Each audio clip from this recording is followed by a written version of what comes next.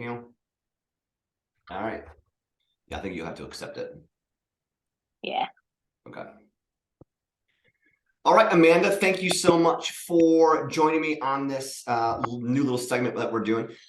Just basically going to be asking professionals like yourself in the area, Myrtle Beach specifically. You are the #1 real estate agent in Sloan at the Sloan Real Estate Group.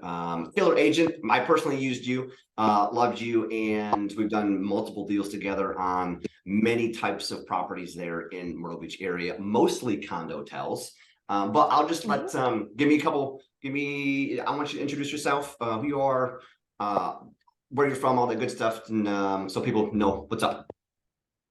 Absolutely. I appreciate it. My name is Amanda Datseris. I'm originally from Chicago, lived there, grew up there, ended up here in Myrtle Beach because everybody else ends up here because of the weather, of course.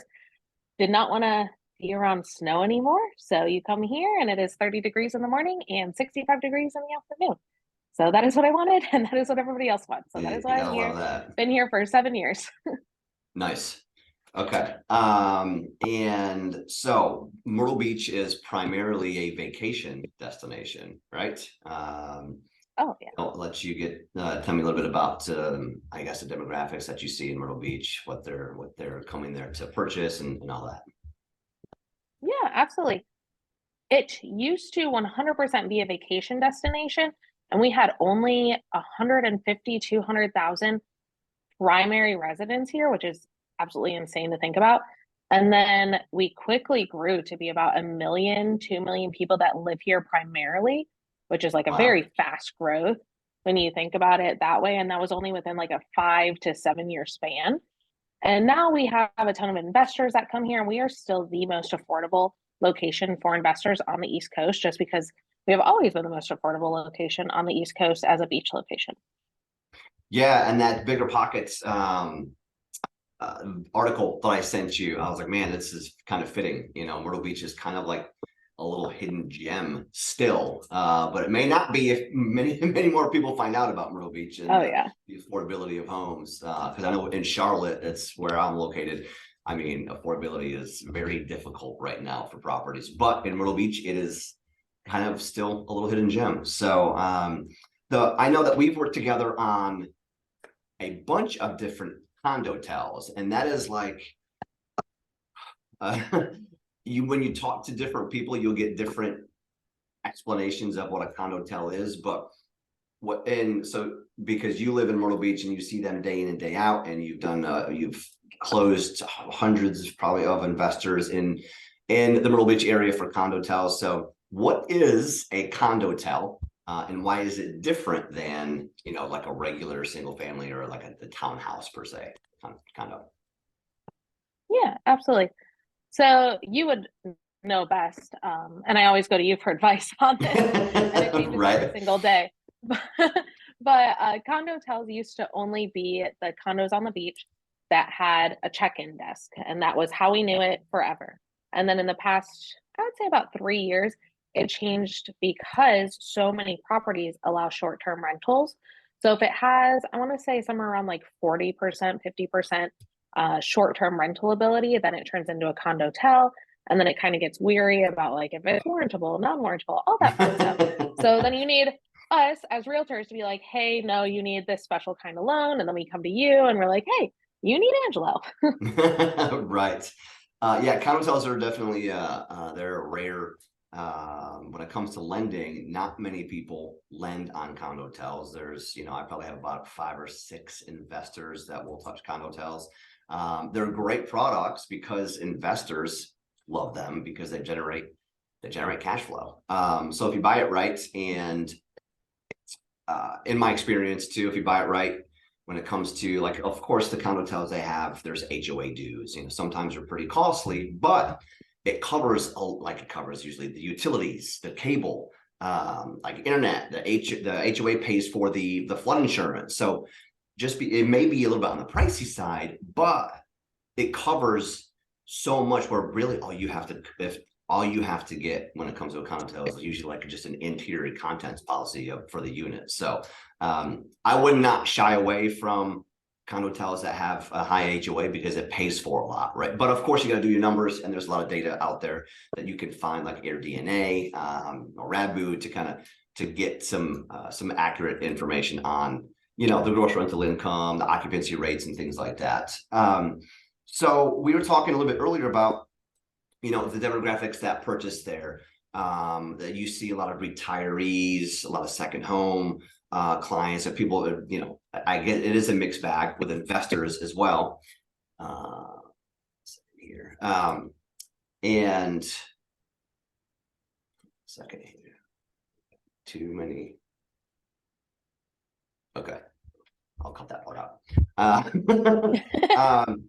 All right, so when it comes to, there was my phone was ringing in my ear here. Yeah, you're fine.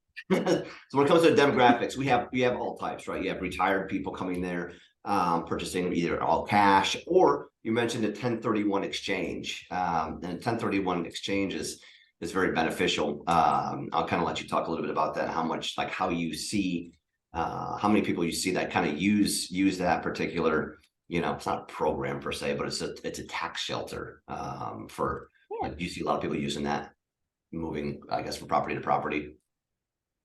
Oh yeah, absolutely. We see, personally, I have at least 5-7 clients that did that this year. And just within our group, we probably have about, I'd say about 50 investors that did that this year.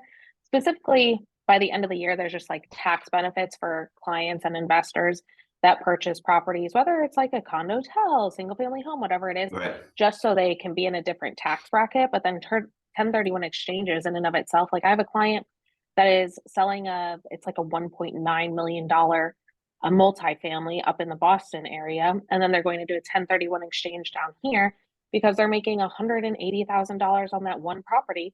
They can purchase 3, 4, 5 properties down here and make even more money.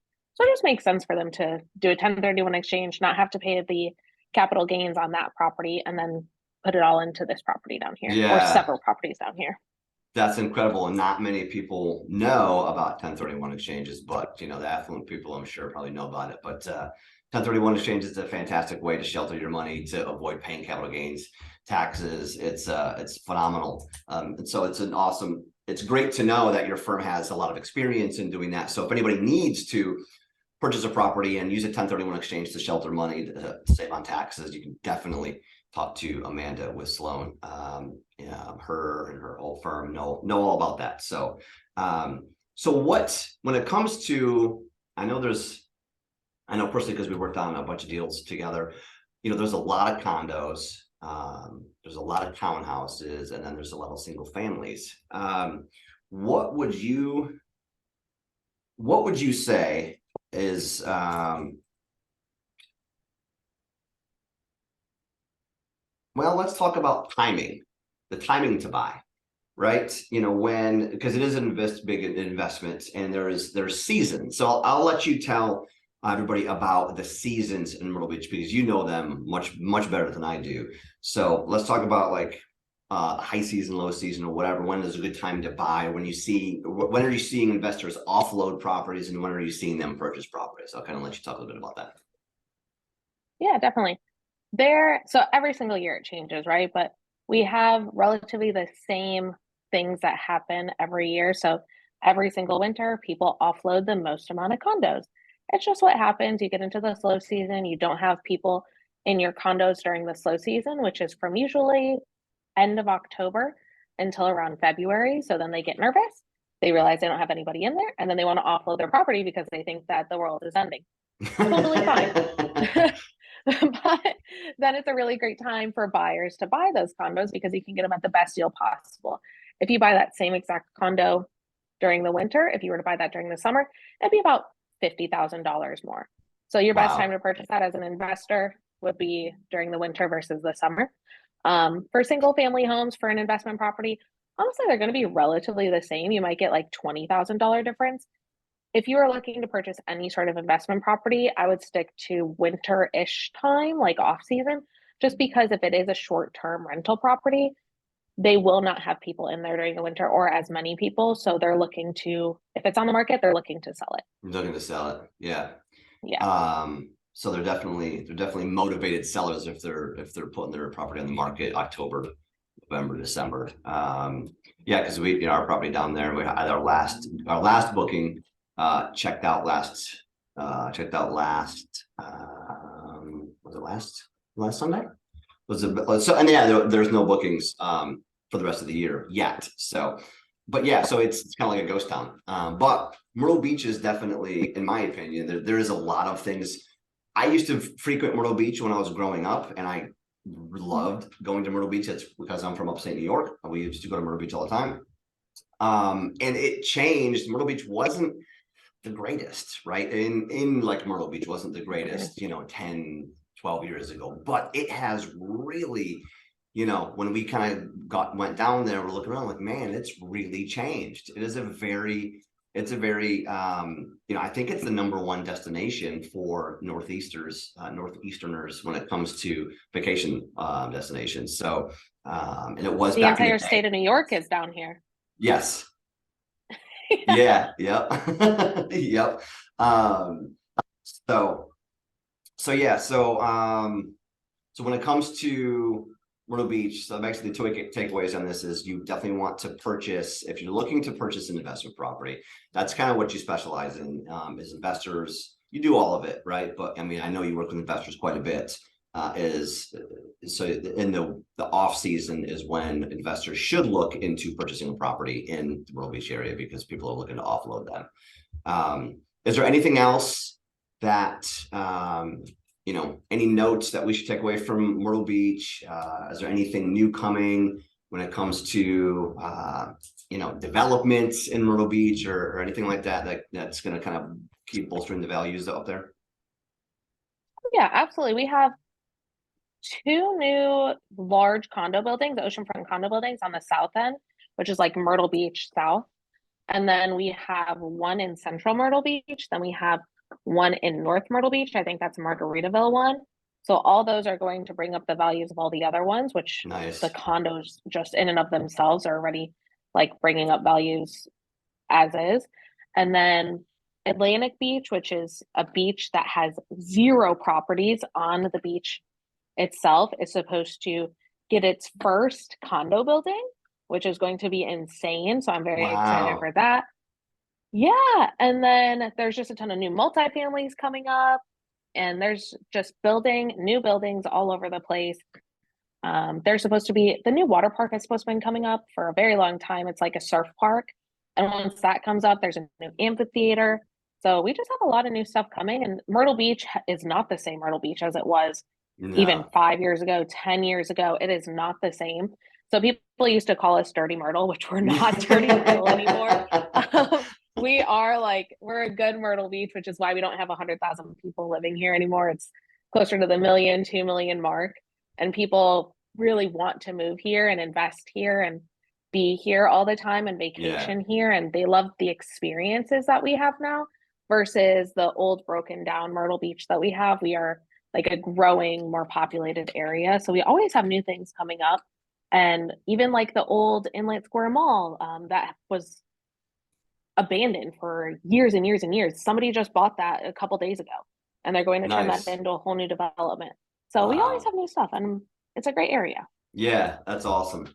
That's fantastic. So yeah, we may be coming down this weekend. So to chill for a little bit. But anyways, that's pretty much it. Just want to keep it short and sweet. Talk about Myrtle Beach, talk about yourself. You definitely investors, it's an investor haven. If investors or just anybody that ends up watching this video, if you're an investor, you definitely need to reach out to Amanda to talk about what you could potentially shelter your money in with a 1031 exchange, or purchase, a condotel on the beach, or a single family, a block off from the beach, whatever it may be. Yeah, that's pretty much it. But I appreciate the time, Amanda. Is there, what? Now that I think about it, I want to ask you about when I was looking at properties. There was you could buy a property, but you didn't own the land. It was not a leasehold land, right? It was owned, and I forget, it was like a Can you tell, because I had to ask, I didn't really know much about it. So I forget what that's called. Lease land or timeshare? Leased land. That's it. Yeah. Yes. Talk to us about leased land, because I didn't realize there's a big area in the Myrtle Beach area that the homes are on leased land. So let's talk about maybe some pros and cons about that.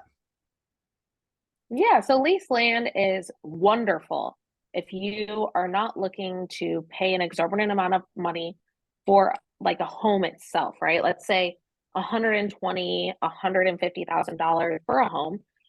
They're always going to be manufactured homes, except in Ocean Lakes, you can get like a single family home, but all of those are rentals. And those ones are going to be $500,000 on lease land. So it's really dependent on what you're looking for. But let's say it's like a $150,000 home, but then your lease amount every single year is going to be month. Every single month is going to be around $400 to $500 a month. Sometimes they include things, which is really nice, like cable, water, sewer, trash. So it's not like you're not getting things in that. And then you'll be golf cart distance to the beach. So if you don't want to be in a condo that's on the third floor, that's a 1-story or 1-room property, Right. and you want like 1,000 square feet, golf cart distance to the beach, you have your own little yard, and you're maybe retiring, it's a really good idea. Yeah. But it's not for everybody. Sure. Some people don't like lease land because you will never own that land. Like, it's not an option to buy that land. And there's other not so great things. Like, if you don't abide by their rules, they could tell you, hey, take your home and move it somewhere else. Get out of here. There's pros and cons. Yeah. Can they ever, I mean, have you ever had an experience, or have you ever heard about where they have said, you know what, we don't want any homes on this. This is our lease land. We are like, get out. Like, just go ahead and take your home out of here because we don't want any homes on here. Have you ever had that happen? Yes, I have seen it happen. There's one in North Myrtle Beach where the landowner has just like fully decided, like, hey, I'm going to sell this land. You all signed your lease agreements, and we didn't really have a timeline to it. So I'm just going to sell this land, and once somebody else buys this land, they can choose to keep you on here, or they can choose to take you off of it. God. So it kind of is what it is. Yeah. Whoa, that's nuts. That's nuts. Wow. Yeah. A lease land is, I know when it comes to financing too, because I looked into it once I found out about that lease land. You know, there's definitely some caveats when it comes to the financing part of it. I don't want to get into detail here because we'll go down a rabbit hole when it comes to that. But if you have any questions about lease land, holler at me and we can talk about when it comes to the financing aspect of it. But I just want to thank you, Amanda, for your time. I appreciate it. And hopefully we will see you soon, and I'm sure we'll be working together on a deal here in the future. So appreciate it. And, absolutely. Thank you. Rock and roll. All right. In a few seconds. Okay, cool. So all right. That was cool. That was good. Was awesome. it good? Are you happy with that? Yes, that was perfect. Yeah, you good? Okay. So we can do it again. We can do it again if you want to do it again and run it one more time. Nope, that was good. Good. Perfect. So I'll go ahead and I'll get that cut up. Because I can, it's perfect. It's good for Instagram too, because it's horizontal, not vertical. So I'll get this cut up. I'll send you, once it's downloaded, I'm gonna stop recording here.